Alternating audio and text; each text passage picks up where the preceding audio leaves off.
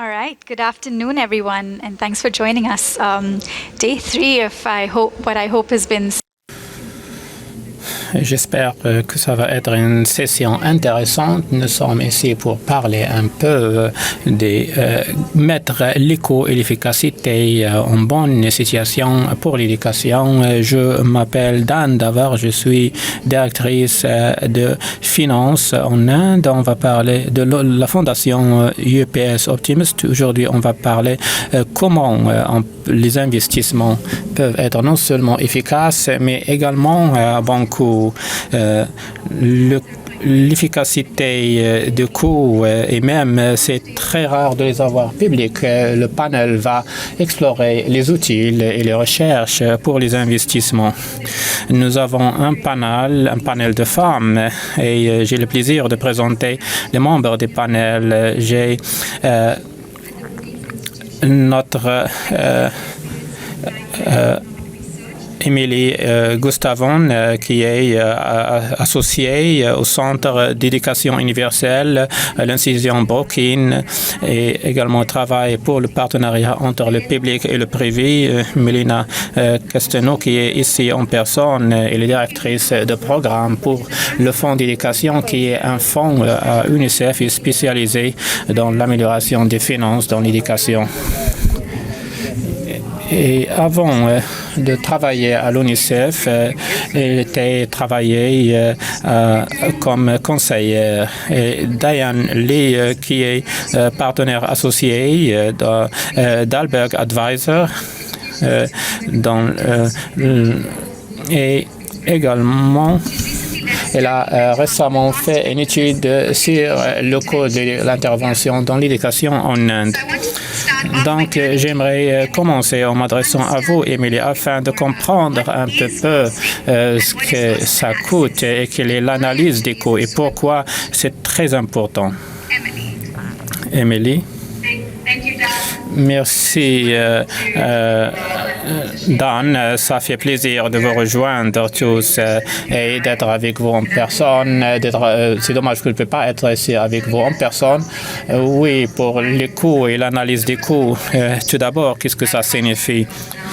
L'analyse des coûts, c'est le processus pour identifier et d'examiner les coûts de l'analyse des programmes.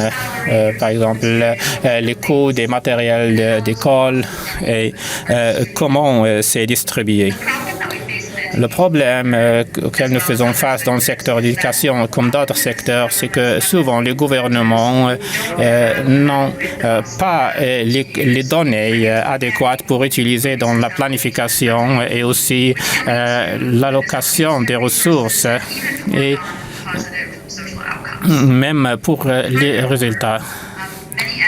Donc, plusieurs estiment que ces programmes qui existent sont insuffisants à cause des données et les variations pour la livraison de services. Et même lorsque les coûts sont précis,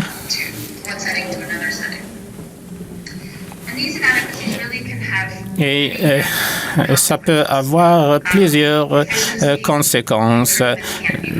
Donc, l'efficacité d'amélioration peut être mesurée et on peut évaluer s'ils ont accès à leur argent pour mesurer l'efficacité des incitations pour une plus grande efficacité.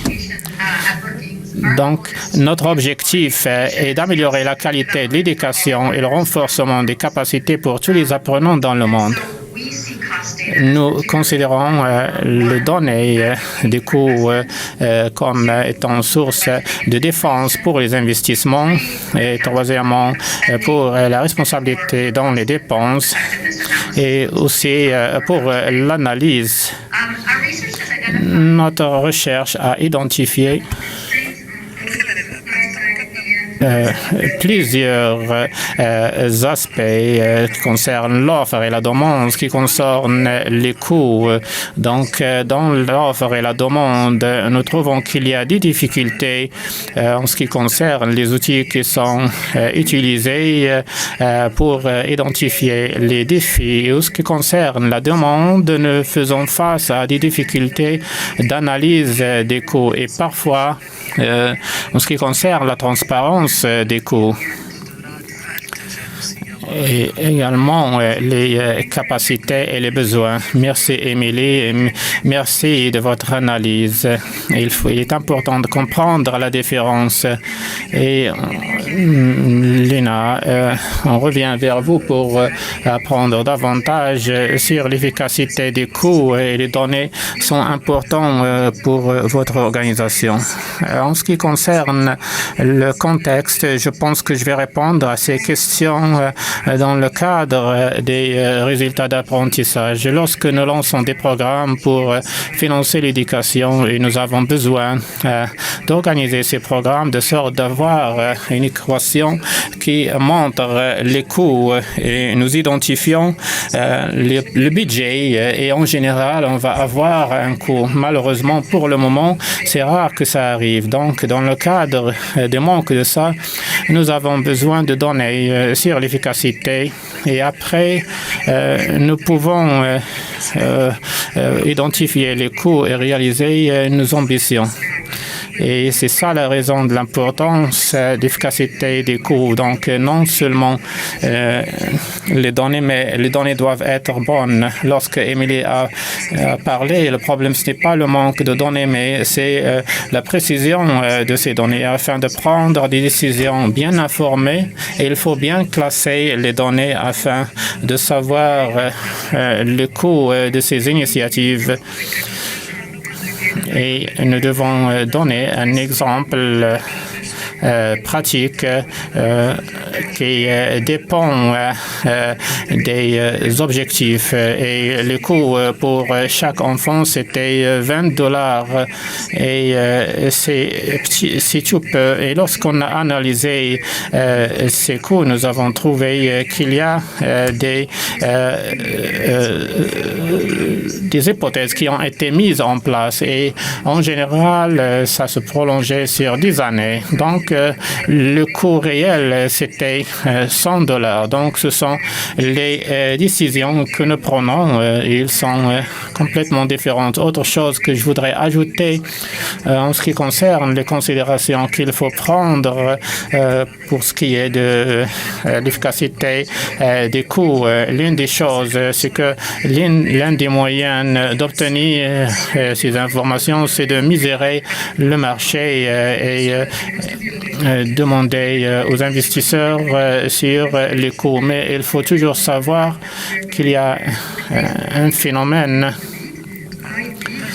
qui rend les sociétés qui veulent gagner des appels d'offres présentent des appels d'offres à moindre coût. Et aussi pour les organisations qui veulent avoir des données, il est important d'avoir des comparaisons et utiliser les données afin de nous assurer qu'on ne va pas avoir de mauvais coûts. L'autre considération, c'est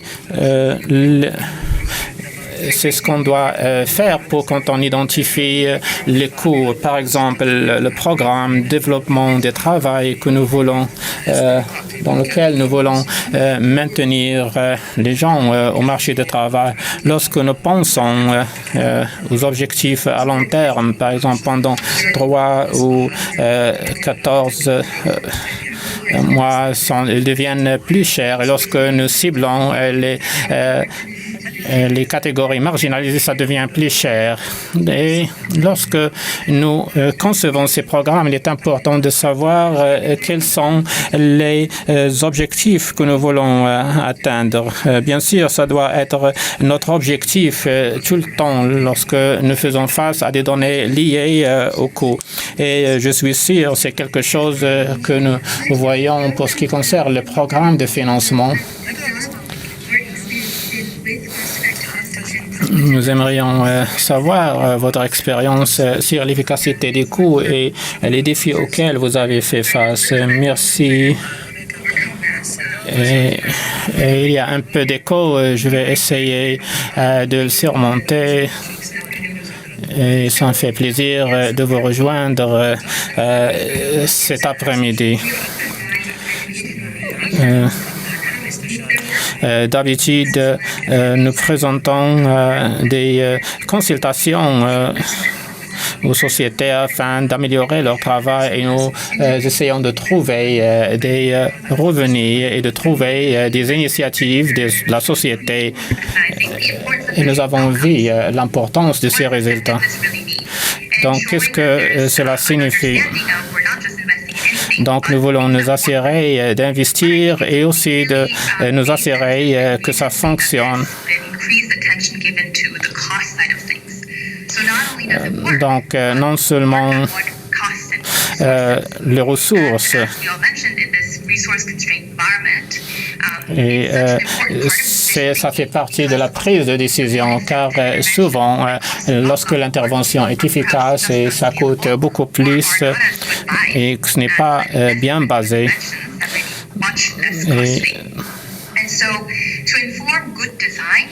Donc, pour faire une bonne conception,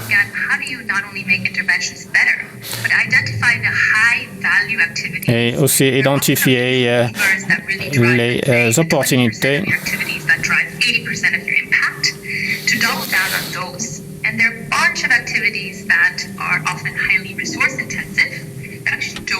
et ça ne fournit pas beaucoup de valeur aux étudiants.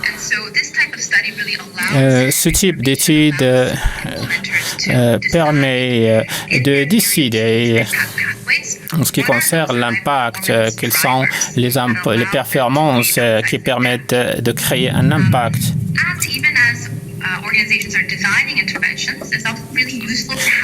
Et c'est important de voir quels sont les paramètres qui sont pertinents. Et en voyant les ressources qu'on peut avoir pour créer ce genre d'impact et de concevoir une intervention pour optimiser les résultats. Pour les investisseurs, l'idée de valeur est très importante. Donc, il y a toujours des budgets limités. Donc, nous voulons nous assurer de fournir des informations et des recommandations sur la base de ce qui fonctionne et dans quel contexte et combien. Et je pense que c'est très utile d'avoir ce genre d'informations. Et je pense en ce qui concerne, vous avez posé une question sur les défis. Je pense que, en plus de ce que Mélina a mentionné, une autre chose, je pense qu'il est difficile d'arriver à une matrice qu'elle est facile à comprendre. Il y a toujours une déviation dans les statistiques et les mesures de l'impact. Donc, qu'est-ce que cela signifie? Le pourcentage d'amélioration quand on utilise différents mécanismes. Donc, on essaie d'avoir une qui résonne bien et qui a du sens, mais qui est aussi précise. Et la deuxième, c'est que cette intervention doit être efficace dans un certain contexte et nous ne savons pas dans quel contexte ça fonctionne. Et ça semble que certains types d'intervention peuvent être utiles. Et la seule chose qui fonctionne dans la communauté marginalisée, c'est en fait, il faut avoir les bonnes informations au bon moment. et avec cette information, elle est difficile et on a besoin de plus de données. Et nous assurer qu'on comprend ce que ça signifie afin d'arriver à des conclusions. Ça, c'est important. Merci, Diane. Avant de passer à Emily, j'aimerais passer à vous pour comprendre ce que vous faites et les outils que vous utilisez. Avant de passer à ça, j'aimerais mentionner, vous avez dit que les données, c'est difficile d'avoir et c'est pas facile en ce qui concerne la collection. En ce qui concerne les clients que vous voyez à Dalbo, est-ce que vous voyez plus de demandes pour ce genre de recherche et d'idées? Les clients sont intéressés à voir ce genre de données? Absolument. Et ça aussi touche le mouvement en général et les preneurs de décision.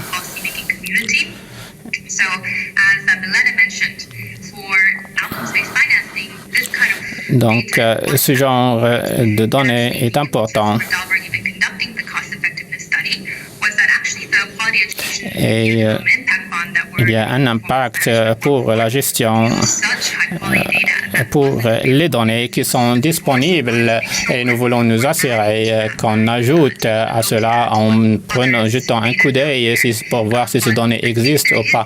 Et je pense qu'il y a une augmentation de la conscience et nous voulons que ça fonctionne, mais à cause des défis qui ont été mentionnés, ce n'est pas facile. Et donc, avoir de l'efficacité, ça peut ne pas être facile. On peut dire si c'est pas bien géré. Et est-ce que ça vaut le coup de l'essayer? Je pense que pour le moment, peut-être à court terme, ce n'est pas un exercice facile, mais à long terme, ça va encourager les gens dans le secteur à pousser et à demander cela à des organisations. Merci beaucoup, Diane. Emily, à vous, est-ce que ça vaut la peine? Et si c'est le cas, qu'est-ce que nous pouvons faire? Que faites-vous à Brooklyn pour améliorer les coûts et quels sont les outils que vous utilisez, que vous développez? Merci. À Brooklyn, nous avons travaillé sur le coût depuis 2014 et nous avons établi l'initiative des coûts de l'enfance. Et nous avons développé un outil à ce temps-là qui met l'accent sur le développement. Donc, nous avons développé cet outil et nous avons identifié des outils à distance que nous avons pensé on peut voir les coûts de l'intervention et qui peut nous donner des données consistantes. Donc, nous avons pensé à développer ces outils. Et including that, first of all, we learned that the costing is challenging. It's very challenging. I often say if I knew how hard this was, I would. Donc, je ne sais pas si on peut, mais on a déjà commencé ce parcours et je suis content de l'avoir fait. Nous avons appris que les outils sont très compliqués et il y a beaucoup de fonctions. Et nous avons conçu les outils et donc nous avons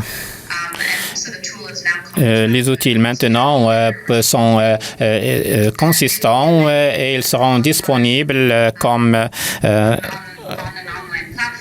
sur une plateforme en ligne.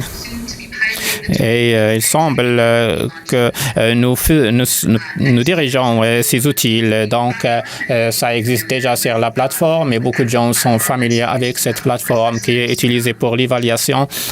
Et EGMA, par exemple, et même il y a cette fonction qui est intégrée et aussi la modernisation. Nila a mentionné.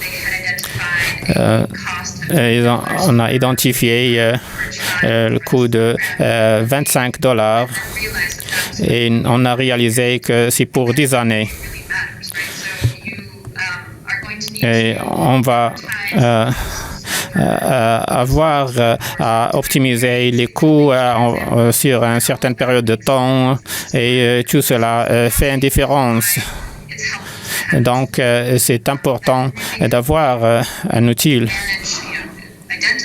et ça peut nous aider à gérer plusieurs de ces défis. Donc, on peut le voir sur des sites web et également, ça peut sur la base des études de coûts pour calculer les coûts. Et nous voulons créer les données sur les coûts et comme ça, on peut comprendre beaucoup mieux tout ça. Pour ces coûts et les bases de données. Donc, on va voir les détails et on peut faire des comparaisons. Donc, on a le côté des coûts de cette équation. J'ai passé plusieurs années à faire cela pendant ma carrière. Et on va mettre les deux ensemble. Et j'aimerais mentionner autre chose que nous faisons, c'est qu'ensemble, avec ECD, le réseau d'action ECD, nous avons établi quelque chose qui s'appelle l'éducation mondiale et le consortium DIC. Donc, on est un ensemble de geeks travaillant sur le coût. Et nous faisons ce travail avec le secrétariat et nous travaillons également, cela inclut également les membres des donateurs qui travaillent dans la recherche, etc. Et c'est vraiment une collection de savoir et de collaboration et nous travaillons sur ce mouvement de coût. Je pense qu'il y a eu un très grand mouvement sur l'impact et comprendre ce qui fonctionne et ce qui ne fonctionne pas. Mais comme mentionné par mon collègue, on essaie de voir ce qui fonctionne et ce qui ne fonctionne pas et à quel coût. Donc, c'est ce que nous faisons. C'est très excitant. Emily, donc le calcul des coûts, ça peut ouvrir l'accès. Comment ça fonctionne en ce qui concerne la possibilité d'utiliser cet outil. Et une fois qu'on a piloté cette étude et qu'on l'a amélioré, on sera capable de rendre cela disponible sur le site web et ce sera disponible à tous ceux qui veulent l'utiliser. Excellent. Donc, on va voir EOF, qu'est-ce qui viendra plus tard. Bien sûr, je vais vous donner un exemple très pratique sur la manière de laquelle nous gérons ce genre de questions et comment on peut contribuer à créer une base de preuves. Nous préparons le programme à Sierra Leone qui va être un programme très large et qu'on va appliquer à travers le pays pour des milliers d'enfants. La manière de laquelle ce programme a été conçu avec des objectifs dès le début parce que c'est un programme qui est en partenariat avec le gouvernement de Sierra Leone et qui contribue financièrement aussi. Et pour le gouvernement, les objectifs, c'était d'être capable de mesurer différentes interventions, de voir celles qui sont les plus efficaces et également d'améliorer ceux qui sont les plus efficaces. Donc, identifier les meilleures pratiques et les améliorer. Et c'est un peu un environnement contraint pour un pays comme le Sierra Leone, mais il y a des limites. Donc, on a conçu ce programme avec un niveau que le gouvernement peut rectifier au futur. Donc, il y a $36 par enfant. Donc, c'est une décision avec l'efficacité des coûts à l'esprit. Et pendant ces interventions, on va payer pour le résultat achevé en termes d'apprentissage pour les enfants qui reçoivent l'intervention par rapport au groupe de contrôle, mais on va contrôler de très près les coûts. Et c'est quelque chose que nous demandons aux investisseurs de nous dire, et ça inclut les catégories des coûts parmi les outils qu'Emily a mentionnés. Et on va recueillir ces données. L'intention, c'est de rendre ces données publiques et comme ça, on peut contribuer aux preuves et pour le gouvernement de Sierra Leone d'avoir toutes ces interventions en détail. On comprend non seulement les interventions qui ont marché, mais également ceux qui ont réussi le plus et les coûts de ces composantes pour que le gouvernement puisse savoir ce qu'il peut améliorer et également l'impact que ça a fait. Très intéressant. Il y a un agenda d'apprentissage pour le gouvernement de Sierra Leone. Est-ce qu'il y a une manière où l'efficacité des coûts est utilisée pour récompenser les fournisseurs de travaux, les investisseurs impliqués dans cette échelle? Donc, ceux qui font d'efficacité, donc avec des données qui peut devenir une sorte de récompense. Question intéressante. Ce n'est pas une récompense financière, mais une manière que vous pouvez considérer. La manière de laquelle nous payons, c'est à la base de l'impact. Nous mettons les prix sur la base de données, mais également les coûts qu'on prépare dès le début. Une fois ces prix sont fixés, on ne leur demande pas de dépenser de l'argent. Donc, c'est fait d'une manière plus efficace. Et pour ce qui concerne l'atteinte de l'impact, les investisseurs peuvent avoir un revenu plus élevé. Donc, il y a cette incitation pour eux pour réaliser l'impact et réaliser tous les objectifs de manière au coût le plus moindre. Donc, le gouvernement peut contrôler ses coûts et on peut voir ces interventions ont été plus efficaces et c'est ce que nous devons améliorer. Donc, il y a un long parcours pour tous les participants. Il est intéressant de faire des livraisons à long terme. En ce qui concerne l'efficacité des coûts, on revient à vous, Diane. Vous avez mentionné brièvement que vous avez travaillé sur des études d'efficacité des coûts. Est-ce que vous pouvez nous dire plus sur ce qui vient plus tard et quels sont les autres outils d'efficacité des coûts que vous examinez?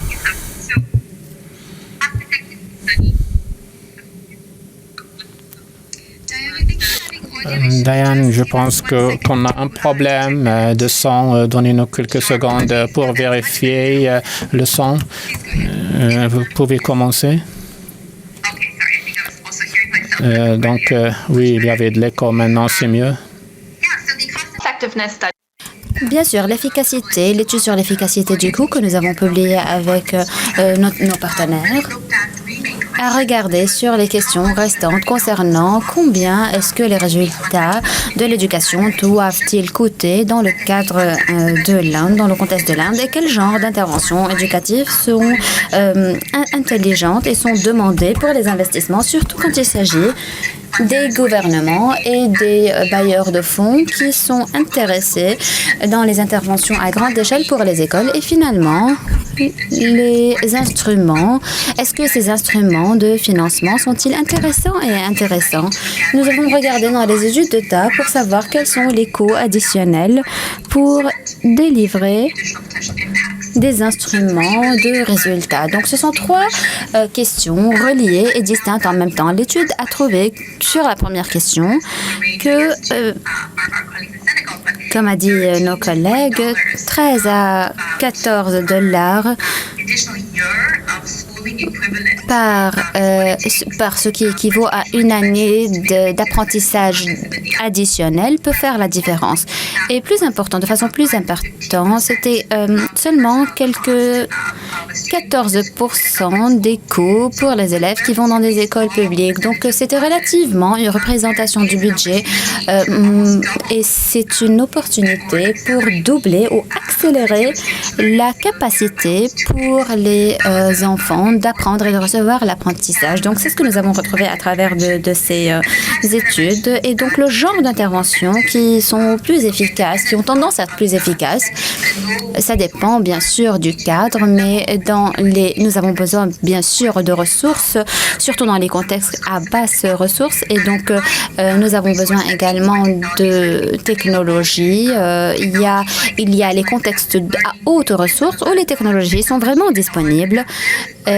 Parfois, ces technologies ne sont non adaptavides, mais il y a parfois ce qu'on appelle des coordinateurs dans des classes qui pratiquent ou bien qui peuvent jouer un rôle efficace. Et donc, après avoir regardé 30 différents programmes scolaires avec des données solides, nous avons tiré quelques conclusions. Je pense que la question la plus grande qui reste à regarder ou à examiner, d'après cette recherche, c'est vraiment poser cette question concernant les zones urbaines, par exemple, ou bien la comparaison entre l'accès des hommes et des filles ou à l'apprentissage. Aussi, la question des élèves à besoins spécifiques. Est-ce que ces coûts, est-ce que ces prépayés sont tous identiques?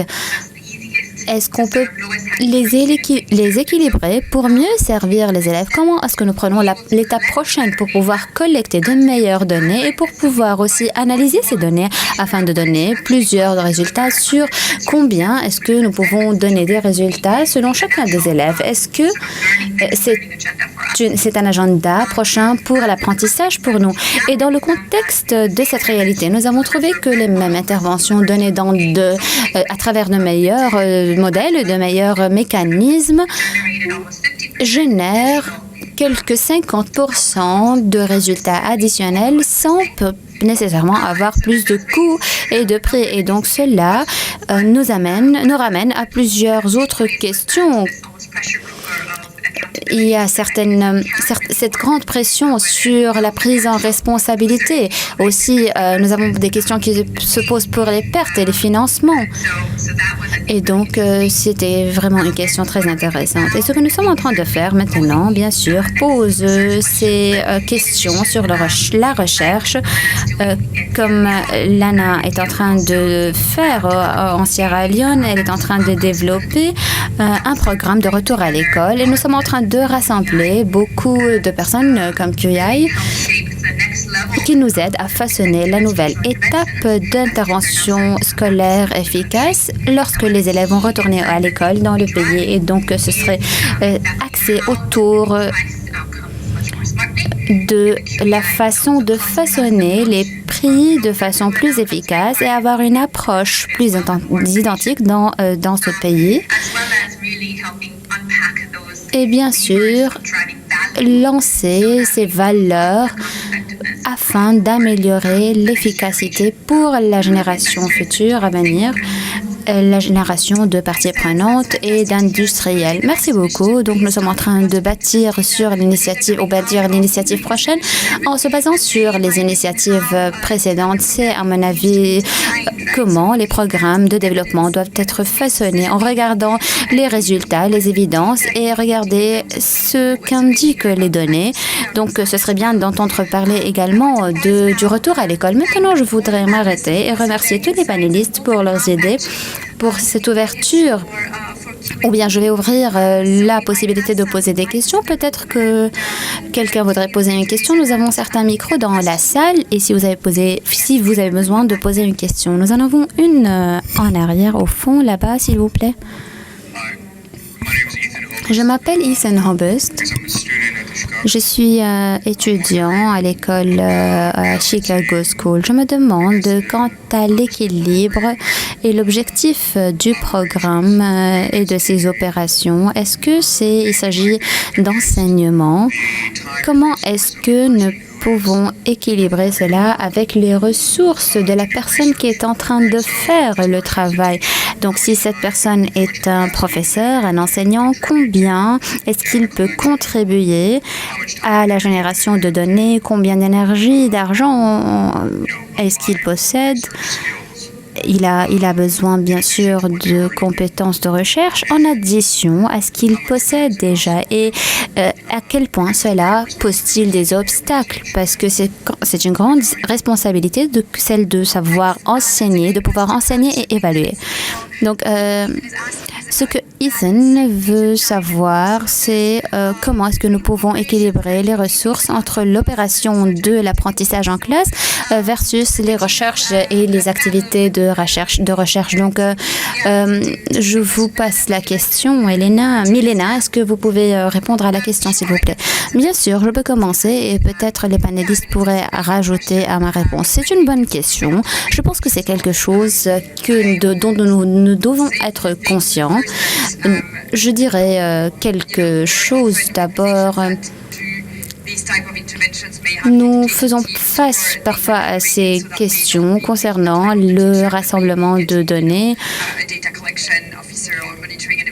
et donc de proposer qu'il y ait un officier de collection de données qui pourrait avoir ou bien jouer ce rôle au lieu de l'enseignant. L'autre élément, c'est de vraiment collectionner les données dont nous en avons vraiment besoin et non pas juste pour le fait de collectionner des données. Et donc, le but, et c'est un point sur lequel nous sommes tous d'accord, c'est l'importance des données. Ne pas sous-estimer l'importance de la donnée collective sur le coût de l'efficacité, parce que ça peut sembler comme si, voilà, nous sommes en train de compenser le temps ou bien d'économiser le temps, mais au fait, ce n'est pas une bonne décision en termes de politique pour la gouvernance. Donc, c'est quelque chose qu'on devrait prendre en considération, mais il faut trouver des moyens de trouver le temps pour faire balancer entre les deux activités.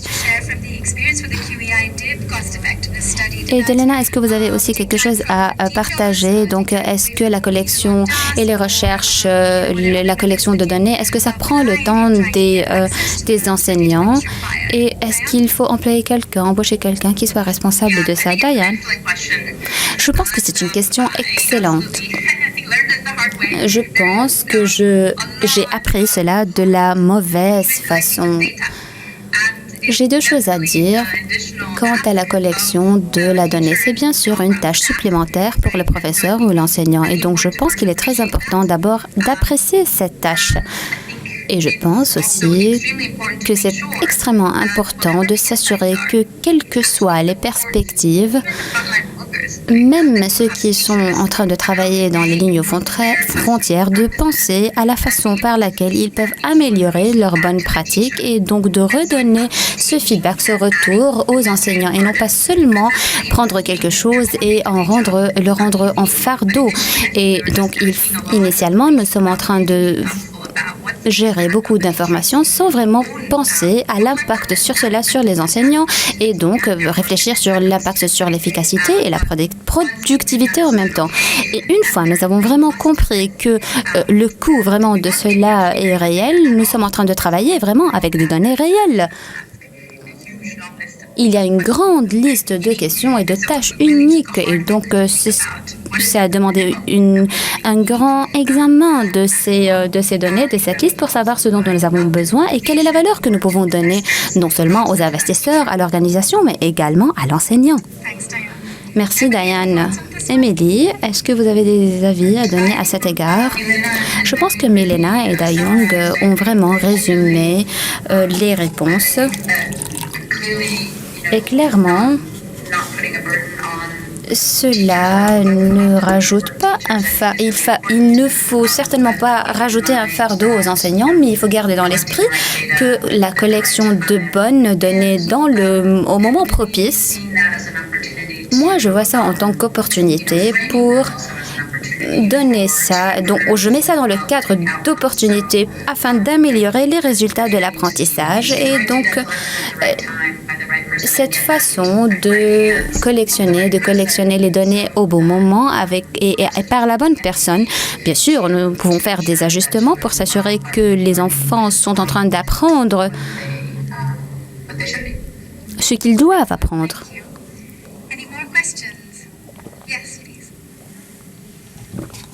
Des questions encore? Bonjour, je suis Chichitat. Merci beaucoup à tous les panélistes pour ces discussions intéressantes. J'ai deux questions. Tout d'abord, surtout lorsque nous sommes en train de parler d'impact ou bien du financement d'impact ou bien d'avoir des répondeurs et des travailleurs de bailleurs de fonds, comment est-ce que nous regardons les exigences? Comment est-ce que nous faisons cela dans le cadre du COVID? Comment?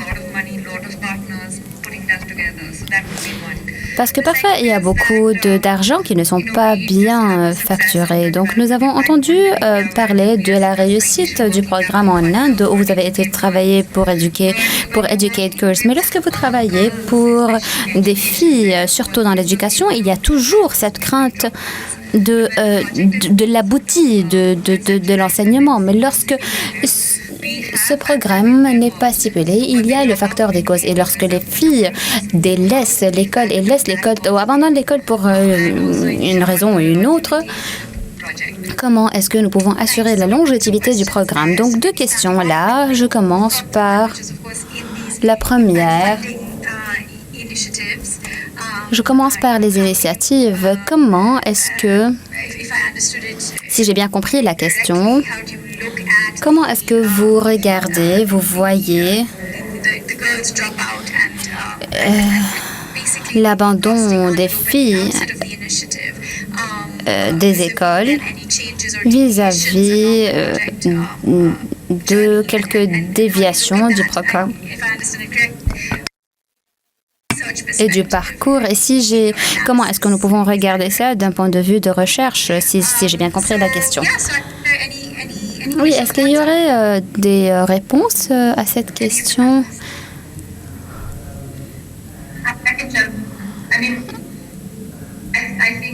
Je pense clairement que dans un monde idéal, nous serons en mesure de prévoir quel genre de changement pourrait avoir lieu au cours d'un programme ou bien d'un projet. Nous avons fait face à cette crise imprévue. Il va y avoir peut-être pas mal de crises qui vont avoir lieu dans le futur et je pense que la question qui se pose, est-ce que ces crises peuvent élever le coût ou bien le rabaisser? Et si vous êtes en train de passer vers différentes formes et types d'intervention et d'apprentissage, nous ne le savons pas vraiment. Et je pense que c'est un point qu'il faut prendre en considération. Ça ne veut pas nécessairement dire que le coût va s'élever.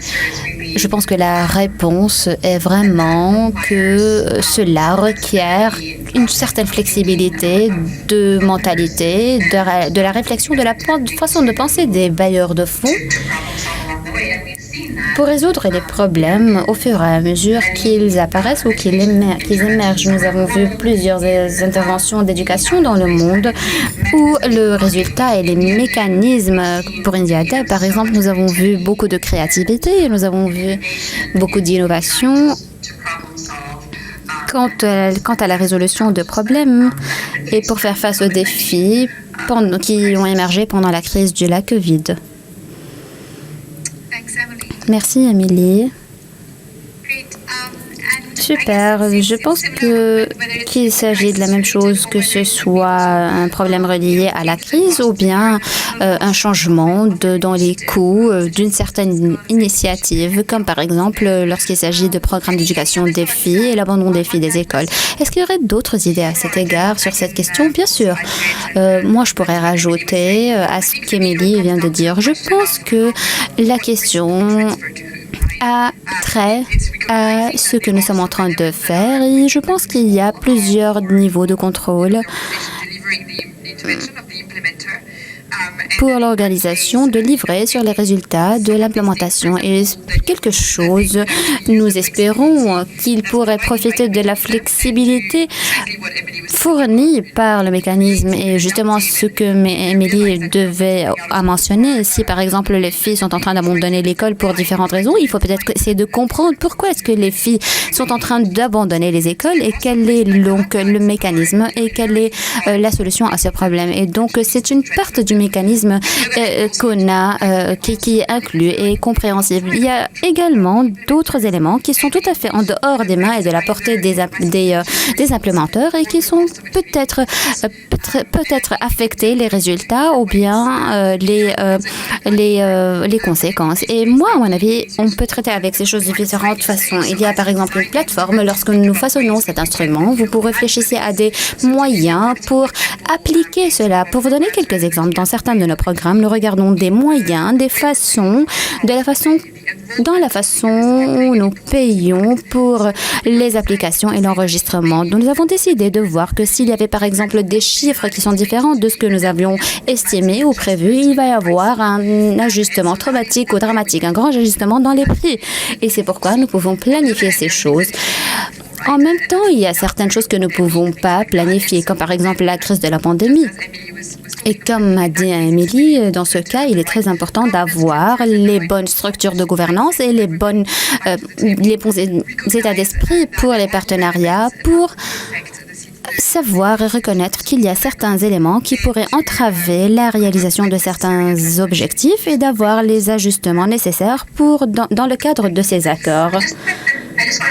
Je voudrais mentionner seulement maintenant que nous avions une étude que nous allons publier prochainement qui regarde comment est-ce que ces mécanismes de financement dans les pays à bas revenus, comment est-ce qu'ils ont répondu dans certains pays dans le cadre de la crise de la pandémie pour certains pays et quel était l'impact sur certains projets dans les pays à bas revenus. Comment, par exemple, la réponse a été comment est-ce que ça a affecté l'évaluation, surtout du côté de l'investisseur, l'augmentation, par exemple, de l'investissement en réponse à cette crise. Et je pense que nous allons... Et j'invite tout le monde à regarder ce rapport, notre étude sur le site. Sur ce, le temps pour cette session est terminé. Je voudrais remercier tous les panélistes et les intervenants de votre idée aujourd'hui. Je remercie le public et c'est certainement un sujet intéressant, mais ce qui est important, complexe, mais pour autant important. Je vous remercie pour votre écoute. Je vous remercie. Merci Émilie et merci Douane.